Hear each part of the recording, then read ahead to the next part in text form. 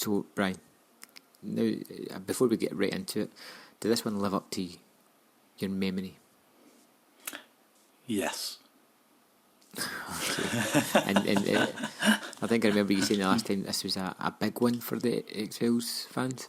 Yeah, definitely. Particularly when it's kind of, if you look at it in conjunction with the next episode, like I say, because this isn't the complete story, this is half of the story. We get the other half in the next episode, but yeah. Mm-hmm. Okay, so the episode opens up in Virginia. There's a house, it's in darkness. It kind of a creepy image as the camera roves around the house. There's sounds from a TV, a dog eat from a bowl, a man sleeping. The TV turns to static as something watches from behind a wall. Suddenly he can't breathe. Lights bathe the room. Aliens are behind the walls. He starts screaming, no, no, no, not again. A spaceship, quite clearly a spaceship, hovering right above the house with a light beaming into it. I mean, it's not messing around.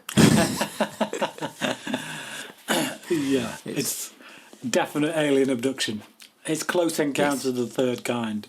But yeah. It's definitely there. I love some of the direction here, especially as the low angles creeping about the house. The translucent walls are a really nice touch. Yeah. It's weird, it's freaky, it's kind of spooky, scary. It just touches all the things that I really do quite like, and it gives us one of the sort of best openings, I think, of an X-Files episode yet. And it doesn't really tease, it's just like, here's all the good straight away. Yeah. It's just an out and out alien abduction. So yeah, the intrigue really comes from wondering where it's going to fit into this episode. Where do we go from here? Absolutely. So, and from here we go to a correctional asylum. Yeah. So instantly you're like, did it happen? Is this guy mental? Yeah. Is he snapped? And the man who we've met previously, been probed, shall we say, is cuffed and led to the doctor's office. He's not taking his meds. Yeah, Duane Barry. This is. Yes, the name that we will hear many times throughout this episode. Yep. But he just says they're coming again. He keeps on saying they're coming again. He basically looks like he is a mental patient.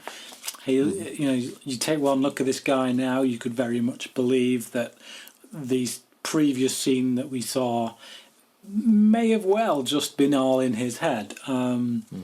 So, but yeah, he breaks out, attacking a guard, taking his gun, and the doctor hostage.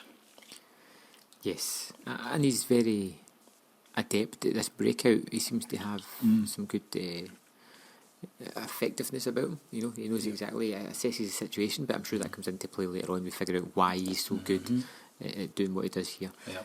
What do you think of this guy then? So, we've had this opening scene, we see him getting abducted, now we see him in the mental institution. What do you think of the actor, the character from this point? I mean, yeah, I'm thinking he's nuts, but I'm unsure whether he's crazy to the point of imagining all this, or driven crazy by the fact that this has been happening to him. Yeah. So again, I'm not really too sure.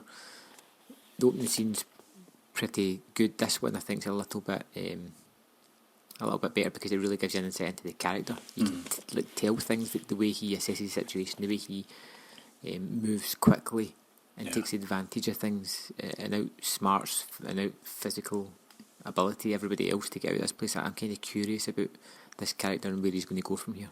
Yeah. And I'm still not sure whether it's in his head or whether it's reality. It's like seeing that abduction at the start, regardless of whether it was in his head or whether it was real, it makes us sympathise with him.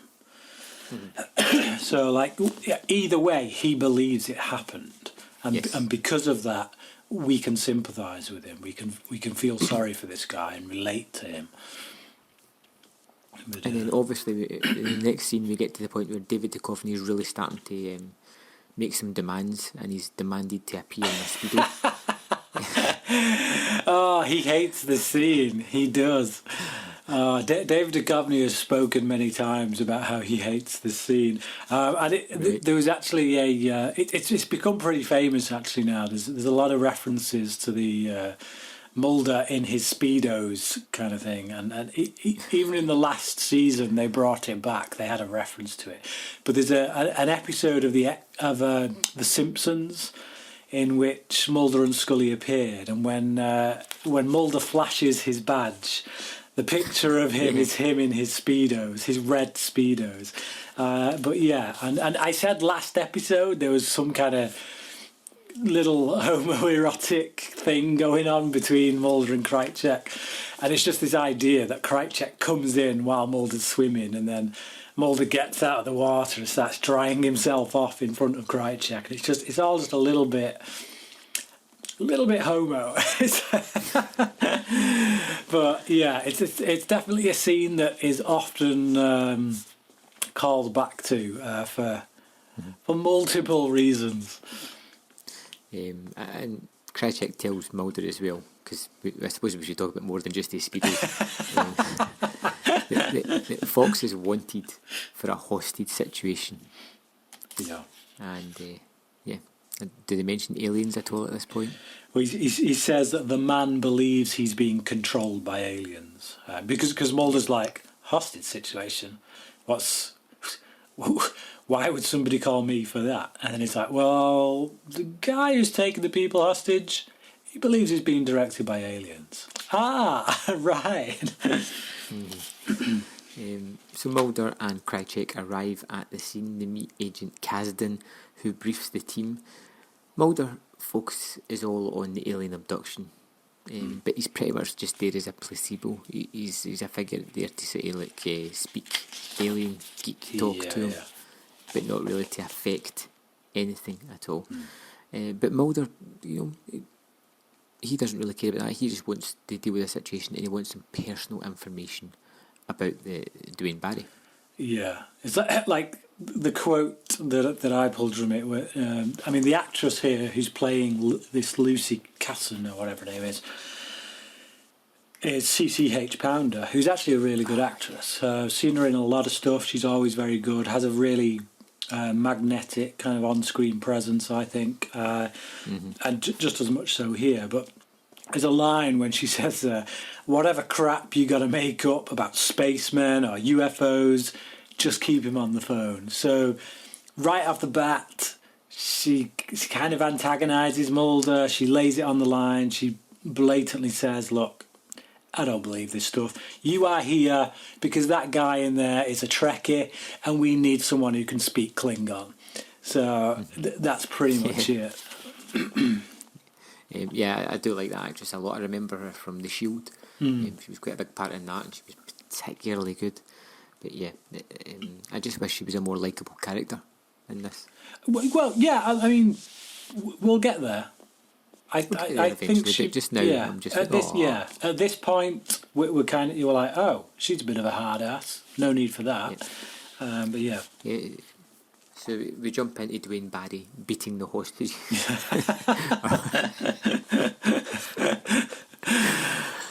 Oh God, it just makes me giggle. And the phone rings. Love to see a good beating of a hostage.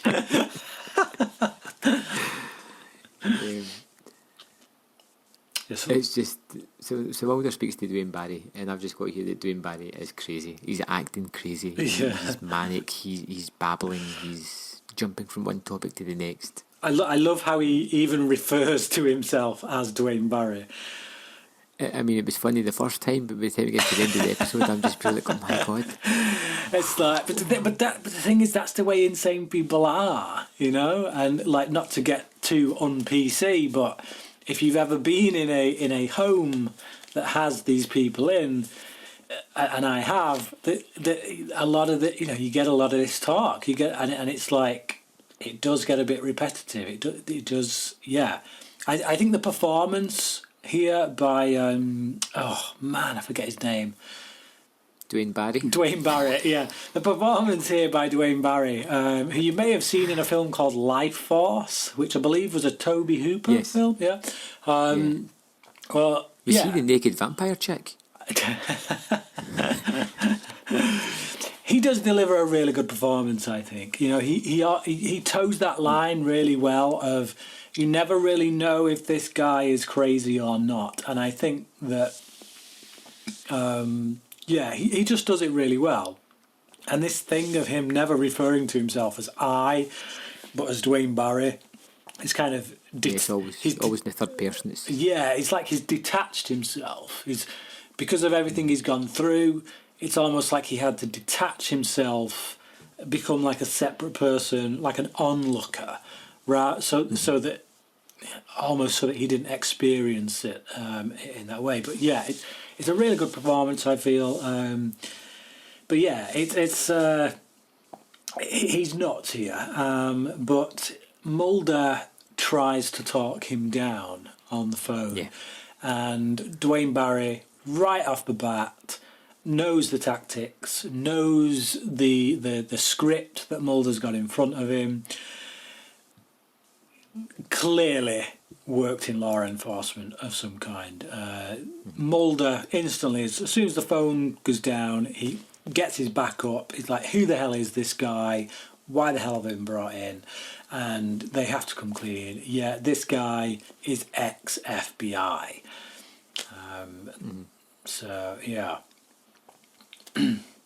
It's a very nice touch, and it feels kind of natural. It doesn't feel forced into the script at all, and it kind of puts Mulder in the back pedal, because this guy goes from crazy to lucid, to is having as much information to having more information than the FBI in an instant. And it gives you that wariness of Duane Barry, because you're never sure where he's coming from. He's obviously like a little bit crazy, manic, but he's incredibly smart, and has a good ability when required to. I mean, if you look at that scene, the one that we just talked about, it literally starts with Duane Barry being out of control, losing control, beating these hostages, and it finishes with him completely in control. Because... But I like to think he's still going to go back and beat the hostages.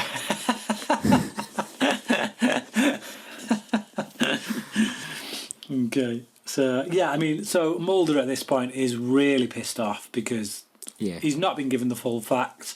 He's essentially been put into this situation and made to look like a fool as a result of not having all the information. And the thing that pisses him off even more is that these people, these law enforcement, these other FBI, are not taking him seriously. They're not taking Duane Barry seriously. He's clearly an intelligent guy, clearly has training, and they're not taking what he has to say very seriously. There's a nice little moment at the end of this scene when Krycek steps in and asks if there's anything he can do to help, and Lucy just says that you can. Have you got your notepad and pen? You can get me a latte from the wherever. But that made me laugh. But it's a stinger of a scene, but it's one that you kind of enjoy as well, because we know about Krycek now. We know Krycek's against Mulder, so we kind of laugh at his faux pas getting made the butt of a joke. So it kind of works on a couple of levels as well. So I like that. It's funny. So Mulder talks to Scully on the phone again. And he needs her to find out anything. 3 episodes, mate. 3 episodes. Get these next 3 episodes out of the way, and then we'll have Mulder and Scully back together again. Thank goodness. Forever again, never to be separated. I love it. So they're on the phone talking. Mulder says that he wants information about Duane Barry. and then there's a power cut. There's a bright light. Barry shoots. The FBI have no idea what's happening at all. Yeah. We have a rough idea of what's happening. So Mulder gets prepared to go into the building. He's going to go in and help survey the scene and get the guy that's injured out, because it turns out that Barry, in his manic state, has accidentally shot somebody when he was wildly firing at nobody. Yeah. But so Lucy tells Mulder to get in and get out, and to not let him feel like he believes in his delusion, because if Barry thinks that Mulder believes in his delusion, it gives him negotiating. It gives him leverage, basically, to negotiate. But obviously, we know, as soon as she says this to Mulder, the first thing he's going to do when he goes in there is start identifying with this guy, start making him think that he believes in his story in some way. Yeah, 100%. I mean, it's a matter of how long before Mulder starts geeking out. Yeah, it's like let's take bets. How long will it take before Mulder does what we know he's going to do? So anyway, Mulder and the medic guy go into the shop, and they tend to the guy who's been shot, or at least the medic does anyway. Mulder tries to talk to Duane Barry, asking him about the aliens. And Duane Barry has a flashback to the aliens. Mulder says, I believe your story, and tries to talk him into letting the injured man go. But Mulder has to stay. Yeah. So Mulder is now exactly where he wants to be. Yeah. And exactly not where the rest of the FBI want him to be.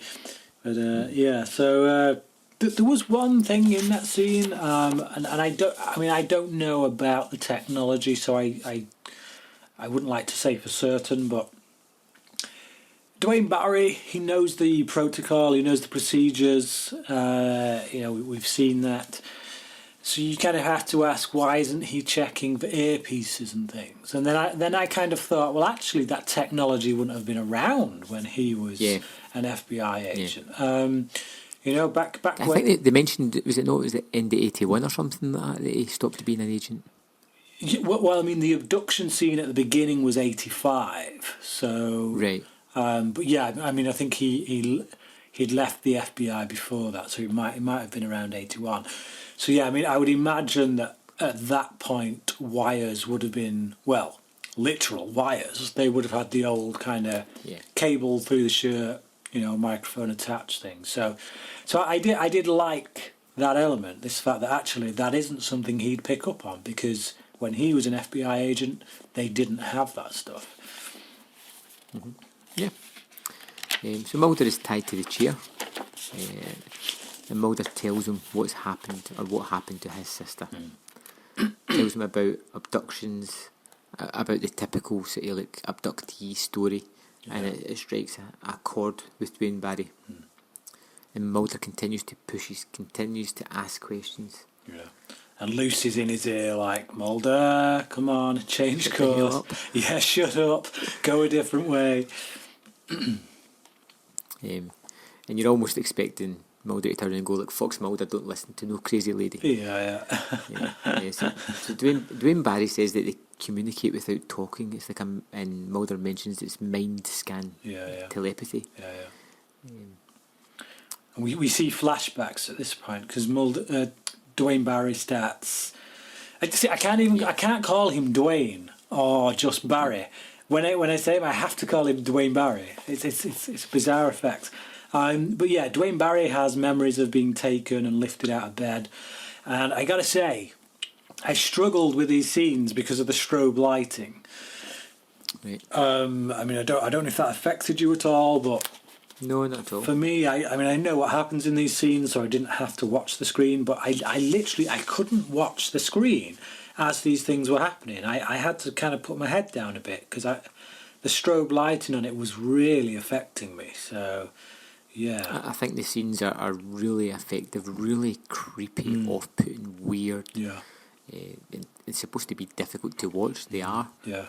I mean, especially that moment when he gets his teeth drilled, and he screams and you get this drill that's about 3 feet wide. Yeah. It starts to get continually smaller. Yeah. And he's like, they drilled holes in my damn teeth, and it's just like, oof. Yeah. And it's the way. I mean, it's so well done. I mean, like when the thing comes down, it does look a bit like wobbly now. I think that's something they probably would have fixed with today's special effects. But even so, like, it still holds up. And when the laser actually goes into his teeth, and you see all the dust kind of flying out of his teeth, and you see the edge of his mouth, and it's like quivering, and it just adds to that overall effect of the agony that this guy is going through, and you really feel for him in this moment. Yeah, it's some nice, really nice imagery. Really painting that picture of the abductees going through pretty much hell. Yeah, the kind of thing that would make somebody be manic and crazy. Yeah. So the FBI are trying to drill into the wall, and Scully calls and tells them that Mulder needs to get out of there because Duane Barry is not who he thinks he is, which just adds more dubiousness onto the situation already. And you're kind of flitting back towards, is this all in his head? Yeah, it will lead me to my one complaint with this episode, but we'll get there in a bit. On you go. Yes, so Duane Barry says that he sees them doing tests on kids. Mulder asks him to give up the hostages and take him instead. So I think that shows Mulder's abilities there as a negotiator, as someone who, again, the whole profiling thing. You know, he waits for Duane Barry to move the conversation to kids, you know, to the innocent, so to speak. The fact that he saw them, you know, doing this stuff on kids, and then that's when Mulder says, "Why don't you let the hostages go, Duane? You know, why don't you, you know, just do the right thing? They're innocent. They've not done anything." And it puts Duane Barry into that almost the same position that his captors are in when they're doing stuff to him. So it's a very good. I just think I can't think what the word is. But skills from Mulder, negotiating skills from him coming to the fore there. I think. Yeah, I 100% agree with that. But at this, so where are we? Yeah, well, at this point, the negotiators outside have kind of drilled a hole through the wall, so they've managed to put a little camera through, and they can see what's going on. Yeah. So they're getting a full picture of the room, and then it's at this point that Scully bursts in, wanting to speak to whoever's in charge, and this is where we get into my complaint about the episode. It's very minor. It doesn't really derail the episode, but it's just something that kind of annoys me a little bit, which is just niggles at you. Yeah, it just niggles. Which is this. Just after this, Scully has a sit down because obviously she demands to see whoever's in charge. Lucy sits down with her. Everyone's around the table, and that's when Scully decides to unload the bombshell that surely she should have mentioned in the phone call when we last saw her. Because which is a couple of scenes ago, right? She phones them up and she says, "You've got to get Mulder out there because Duane Barry is not who he appears to be." So you would expect that in that phone conversation, she would tell whoever she's on the phone with why Duane Barry isn't who he appears to be. And she says the reason he isn't who he appears to be is because he had this gunshot wound, and it's, you know, caused this damage in his head, it causes hallucinations, it's basically messed him up. So everything that he's saying, it's all lies. It's made him pathological, it's made him a liar. Like I say, why would she wait to get there before telling them this information? Like, it's I get why they do it, you know, the way they cut in TV shows and in films. You know, I've seen this happen before where two people will start a conversation in one place and then you'll cut to another part of that conversation in a different place, like they've walked halfway across a building, you know, but the thing they're telling them in the second part of the conversation feels like it literally should have come straight after the first bit they told them way back when they were at the other place in the building. You know what I mean? I've seen that done before. It usually annoys me when I see it in films. It annoys me when I see it in TV shows. But it annoyed me particularly here because, like I say, Scully ain't even there. She's on the phone with these guys, and she, you know, we hear her on the phone saying Duane Barry isn't what he appears to be. So one would assume that phone call would end with her telling them why he isn't what he appears to be. So the fact that we then get this scene in which she turns up just to tell them what she probably should have told them on the phone doesn't make sense to me.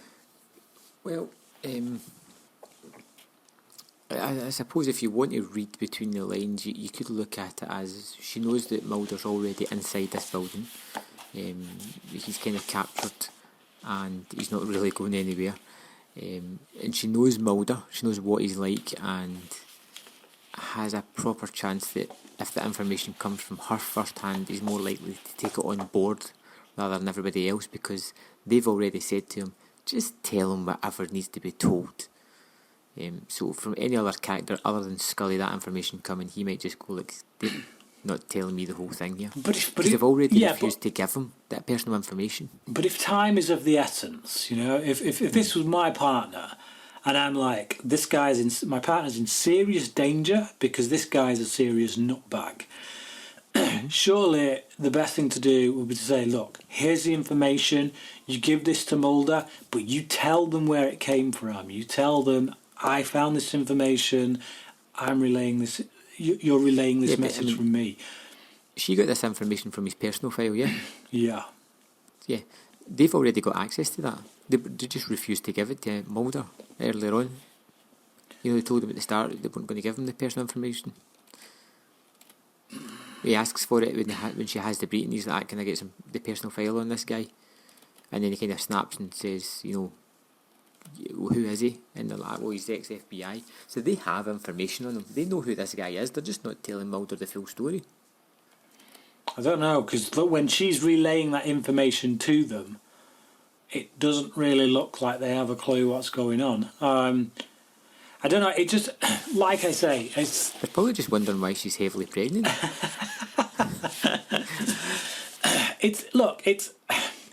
It's a minor flaw in what is otherwise an outstanding episode as it stands. It's just... I always hate it when they do that in films. I always hate it when they do it in TV shows. You know, when they have to get from one location to another, so they split a conversation up that naturally in the real world would have taken place in that one location.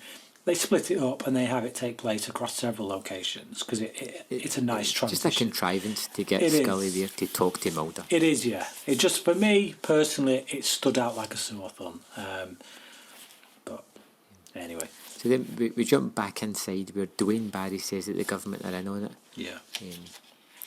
And this is just ticking all of Mulder's buttons. You know, you can almost see a bit of drool start to pull at the side of his mouth. And he just wants to go back to where it first started. And Mulder questions him, you know, where is that? But he just doesn't know. And that's when Scully starts to talk in his ear, telling him the facts, telling Mulder some home truths as well. And Mulder starts to work Duane Barry to release the women. You know, the voice of Scully is literally the voice of reason in his ear. Yeah. And he starts to, you know, work the situation round to getting the women freed. And it's a nice scene. I like these scenes where you've got two conversations going on through one media diary, and nobody really knows about the other conversation, you know. Yeah. So you've got Mulder talking to Scully, you've got Mulder talking to Duane Barry. It's a nice interplay. Lines of communication, yeah. Yeah. So it just occurred to me, a better way to have done that scene. Sorry to still be harping on about this, but it's just the phone call. Scully phoned him. To me, that was done for dramatic effect. Okay, if you want to play it the way you outlined it, which I think would be a good way to play it, which is that Scully wants this to come from her, and obviously the FBI don't really want to give Mulder this information or whatever. The best thing to have done was to simply have Scully turn up there. Don't phone beforehand, because you're phoning to give them information. That's why you phone, isn't it? You phone someone to give information. So it makes that phone call scene redundant.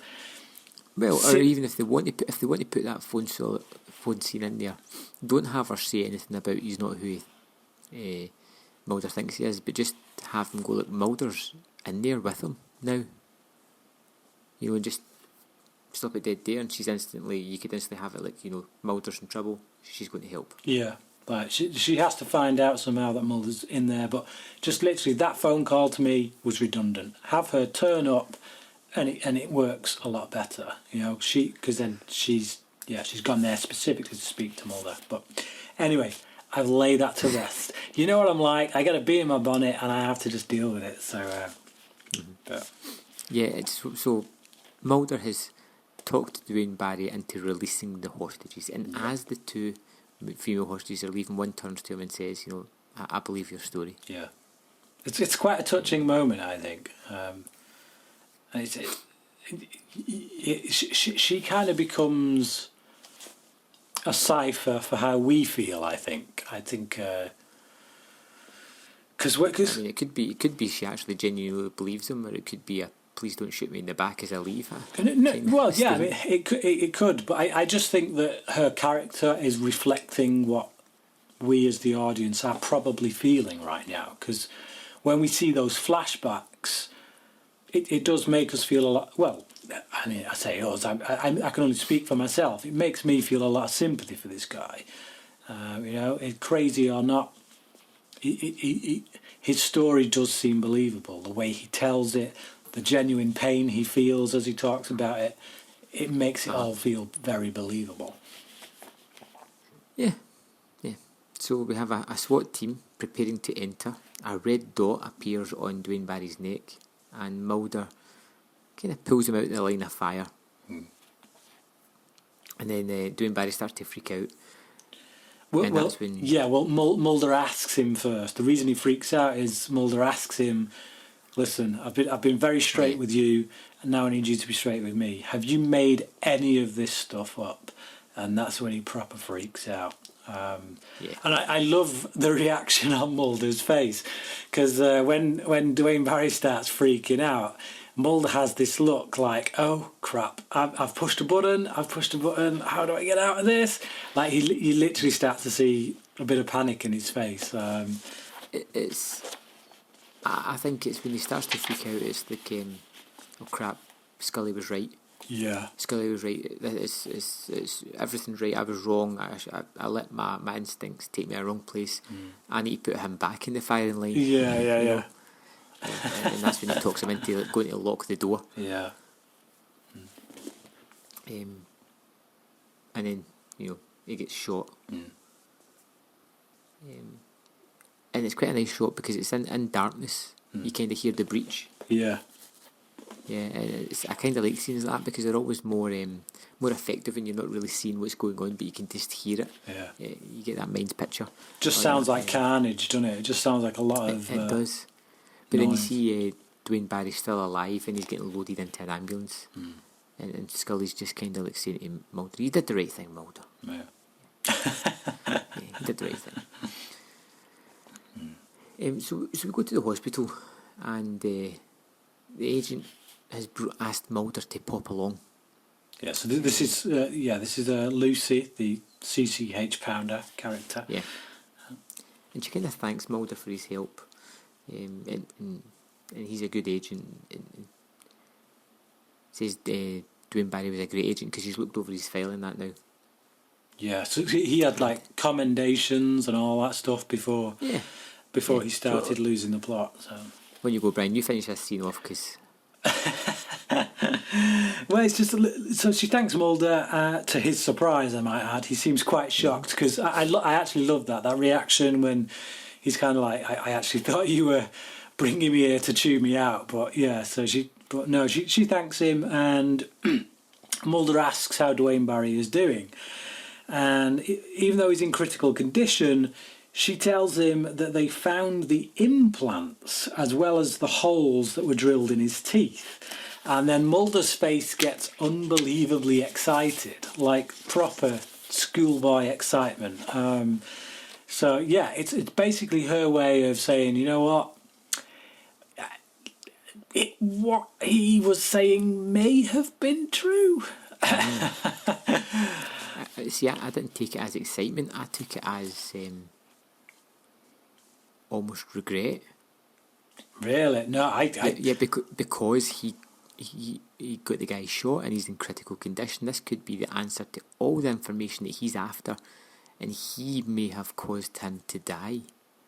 But he didn't look downcast to me in that performance. It's like it was almost like the ears pricked up. It's like, oh, are you kidding me? You've got the implant. You've got the hard physical evidence. I need to see it. I want it. Give it me now. That's what I was seeing in his face.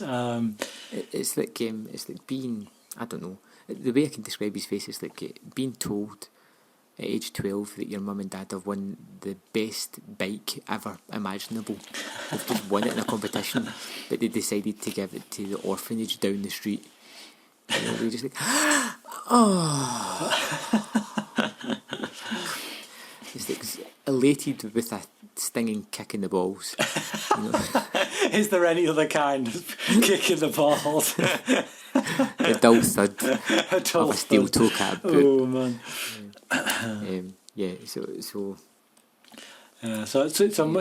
Mulder meets with Scully, and Scully tells him that it could just be a piece of shrapnel, which it is a valid theory. He got shot in the head. You know, it could just be a piece of. You know, she's not just plucking that out of her backside. He was shot in the head, so it's very possible there could be a remnant of a bullet in there. She takes it to ballistics, and this dude, the obligatory X-Files specialist that we always get in these labs,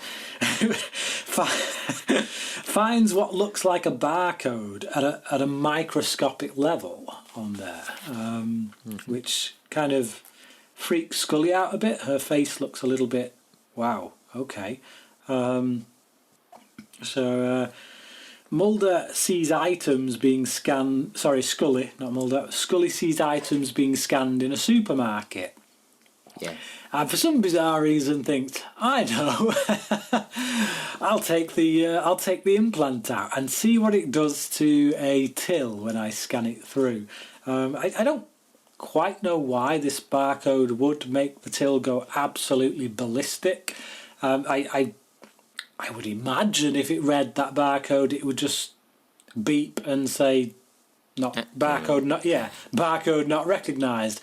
But no, the power of this barcode, it turns this till into a deranged HAL from 2001 or something. But yeah. So. Yeah, so where do we go from there after the grocery store? And it goes a bit crazy. Back to the hospital. We've got Duane Barry in his coma, and the aliens are coming for him. He wakes up with the distinct feeling that, you know, they're here. And so he does the only logical thing, which is to get up and smash a security guard in the face with a fire extinguisher. A much bigger one, I might add, than we got in the previous episode. Thankfully.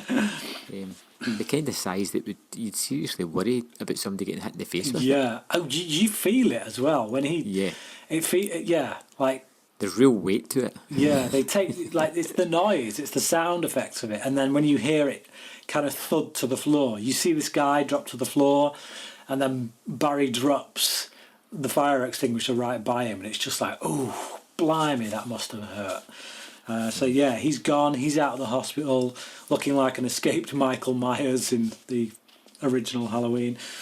Yeah, Scully calls Mulder to tell him about the chip, what happened at the supermarket, and as she's on the phone, a bolt of lightning kind of reveals Duane Barry at the window, and he breaks in, and we hear a bit of a scramble, a bit of a fight, and it just fades to black, and we still hear the noise of Scully being attacked as it fades to black, and after the words of Cancer Man at the end of last episode, we're left kind of reeling, thinking, wow, okay, he followed through with that one. And even though you mentioned it last episode, I'd completely forgot. I didn't know this was a two-parter.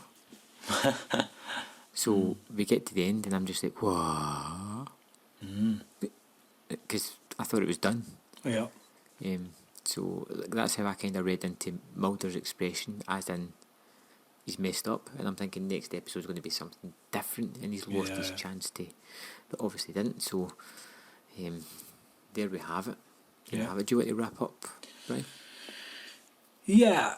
Look, beyond that one criticism I have, which I won't harp on about again, this is an outstanding episode. Performances all around really fantastic. I love things that take place in one location. Feels very confined. It's a hostage situation. It makes me think of the film The Negotiator, which actually came after this episode. So it has a lot of those kind of things you see in negotiation type movies, situations where the person who's the negotiator kind of starts to sympathise with the person who's taken people hostage, great performance from this guy playing Duane Barry, and that ending, I like these periphery characters who come in who we won't see again. This FBI agent played by Pounder, she starts out being a bit of an annoyance, a bit of a thorn in Mulder's side, but by the end of the episode, the fact that she's able to admit her mistake and thank Mulder kind of shows a level of integrity there, I think, and it makes you like her, it makes you come around to her, and the fact that she kind of made Krychek go and get her a latte as well also is a bonus point. But I remember seeing this for the first time way back when, and I honestly felt like Scully was in danger. I honestly, now, you know that Scully's going to be around for a long time, so it's not much of a spoiler at this point. But back then, we'd had one season, and we saw Deep Throat get killed at the end of that season. So because of that, you really did feel like anything could happen. And we're only at the start of the second season. I honestly thought, there's a good strong chance she might not get out of this alive. This is back in the day when we didn't have internet. We didn't have people spoiling episodes like within minutes of them airing, or taking trailers and dissecting them to within an inch of their life and spouting theories in YouTube videos. That there was none of that when this first aired. So all you had literally was what you saw that week, and you were on tenterhooks till the following week when you would see what happened. So it really had an impact, that ending, and because it didn't help that I had a really big thing for Gillian Anderson at that age, a very, very bit of a fascination. I really didn't want her to get killed in the show, but even now, it still has impact, and I think that's because of the way it's directed. I think it's handled really well, brilliantly written, brilliantly shot, wonderfully acted. It's a great episode. I think it's worth a 5 out of 5. Oh, there we go, the first one from season 2. I pretty much agree with most of what you said. There's certain things I like. I love the stuff in the spaceship. I love the alien abduction thing. I can't stand the fact that he keeps referring to himself in the third person as Duane Barry.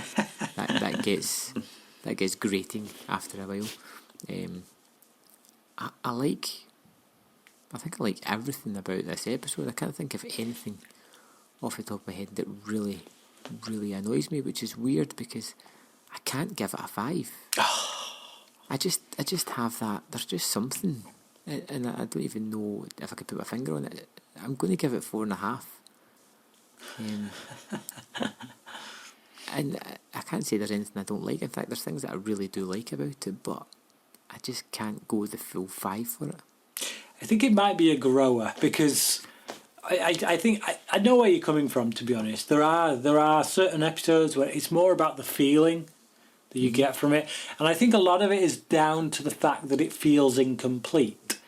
If this was a complete story, if it was all tied up in this episode, I think maybe, but you don't get that catharsis of having it wrapped up. You're left with, we're not finished. And so, I get what you're saying, I do. And I think because I've had obviously many years of repeat viewings and seeing little moments that maybe I didn't quite appreciate as much the first time around, it has grown on me. And I watch it now and it was quite impactful, I think. Even at this point. So, but yeah, I know where you're coming from, and 4.5 out of 5 is still nothing to be scoffed at. So, like I said, I don't even have a good reason as to why not, but that's just the way it is. So tell us a little bit then, but keep it spoiler free, Brian, about next episode, Ascension. I don't remember it being as strong as this one. Is that a Tooms to squeeze? Yeah, probably. Look, I just... This is going to be a common thing with X-Files two-parters. Now, there are not all of them. There are a few two-parters that stand out. The next one in this season and one in season 3 really stand out to me as both parts are equally boom 5-star episodes for me. If they hold up to memory. But on the whole, I tend to find that a lot of the two-parters in X-Files, they have great first episodes that really make you want to come back for more, and for some reason, whatever, they can often lose it in the second episode. Like I say, I mean, it's been a long time since I've seen it, so things may have changed, but I don't remember it being quite as gripping as this one. Well, that's a shame. We'll take it and we'll discuss it next episode, which is number 6 in season 2, Ascension. So we'll see you then.